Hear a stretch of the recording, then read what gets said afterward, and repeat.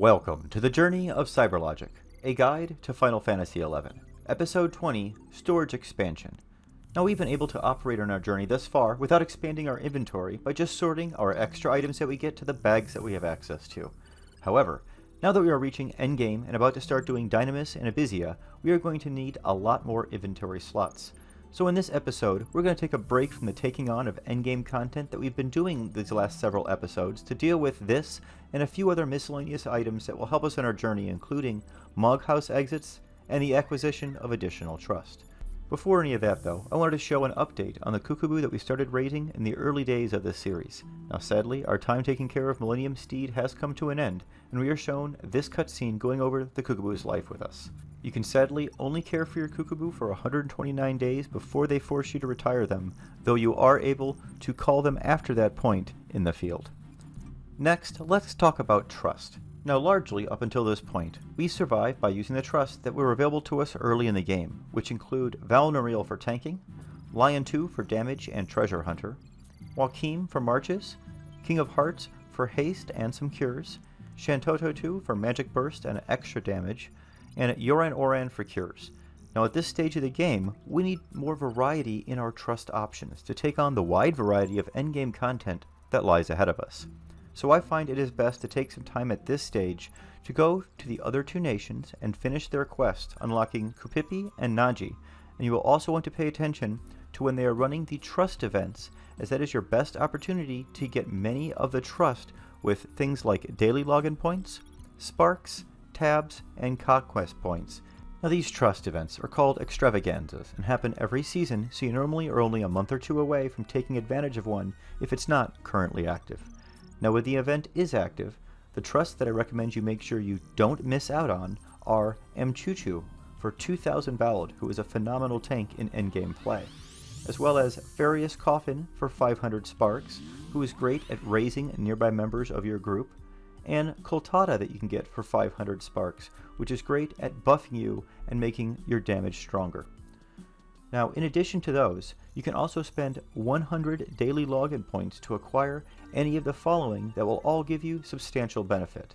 They include Mayakov, Uka Tothlin, Zeed, Robel Akbel, Ulagor, Farius Coffin, and Karaha Buraha. The last one I wanted to point out, which is one of the most important ones you want to get during these events, is Korumoro, which you can get for 300 tabs. Korumoro will be your go-to red mage for endgame content, as they will not feed the mob you're fighting any unnecessary TP. Next, let's go into the main focus of this video, and that is how it is we increase our storage. First, we want to go over the Gobby Bag quest, which is the primary way we will increase the storage of our main inventory.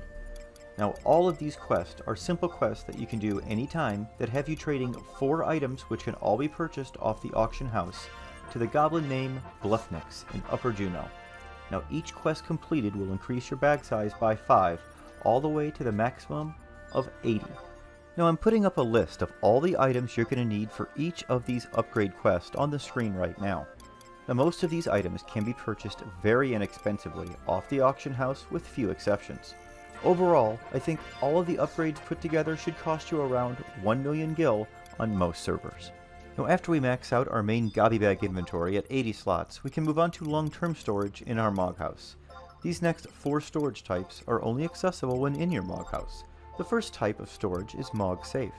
We start with being able to hold 50 items and can increase our total to match the Gobby Bag's 80 by completing 3 different Mog Safe upgrade quests. The quests simply require you to add a bed to your home, which will trigger a cutscene with your home's Moogle asking for 2 items. Once you trade those 2 items to the Moogle, your total space in the Mog Safe will not go up by 10. Now you can double those 80 slots that you can get in your Mog Safe by getting access to Mog Safe 2. To get access to it, you simply need to complete 3 quests of A Lady's Heart, Flower Child, and Growing Flowers.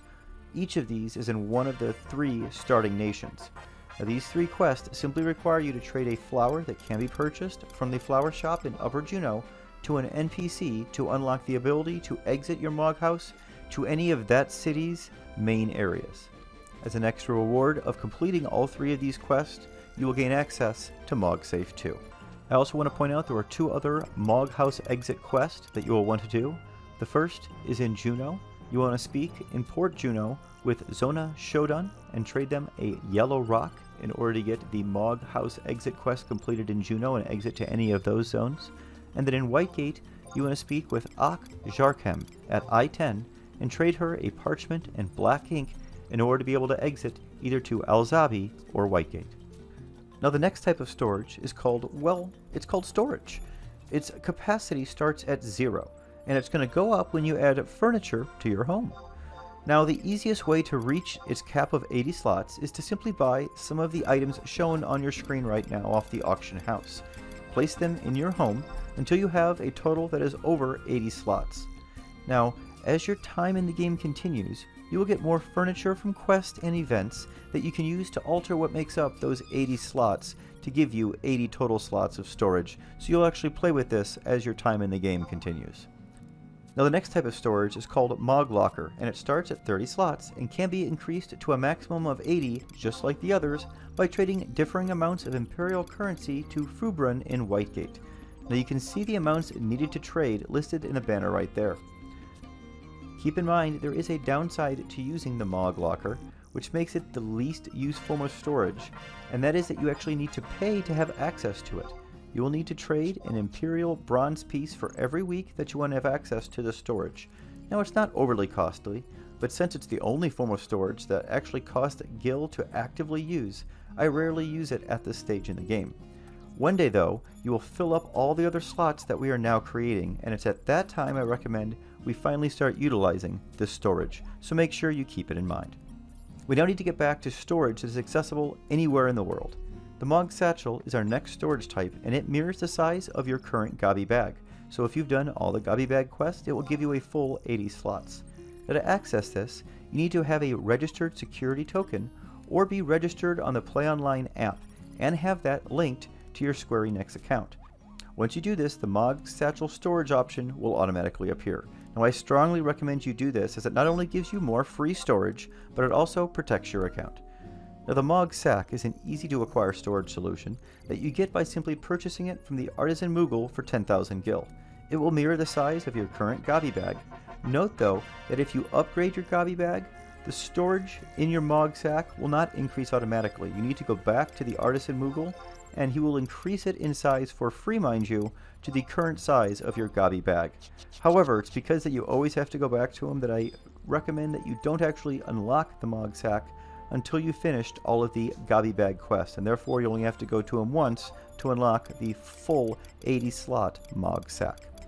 Next is the Mog Case, and it's storage that you get by default right at the start of the game, and that you're probably already filling with all kinds of miscellaneous items. It has an 80 slot capacity, and is available to you right at the start of the game. And this brings us to the Mog Wardrobes, of which there are 8 of them, each with the possibility of holding 80 items. Now Mog Wardrobes 1 and 2 are free and available at the start of the game, and it's where you should store all of the gear that you use on the characters that you actually play, so all of the gear that you actually equip, weapons and armor. Now if you run out of space in these wardrobes for the gear that you actually use in your current jobs, you can purchase an additional Mog Wardrobe for $2 per month for each additional ones that you purchase, up to a total of 8. Now the last form of storage that I wanted to mention is Porter Moogles. They will store many types of gear that you currently aren't using on a single Porter slip. Now as we take on Dynamis and Avizia, you will be getting several types of gear for other jobs that you don't currently have leveled or use.